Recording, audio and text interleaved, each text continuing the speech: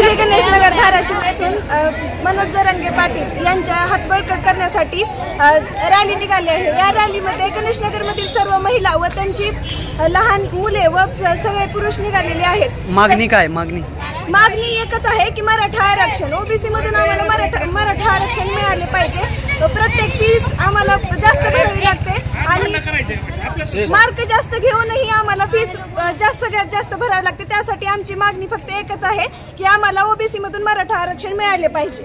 गणेशनगर मधून आम्ही सर्व मराठा बांधव, महिला सहपरिवार, लहान लेकरं हे सगळे मनोज जरांगे पाटील यांना पाठिंबा देण्यासाठी शांतता रॅलीमध्ये सहभागी होत आहोत। मनोज जरांगे पाटलांचा जो निर्णय असेल तो आम्हाला समस्त गणेशनगर धाराशिववासियांना मान्य असेल।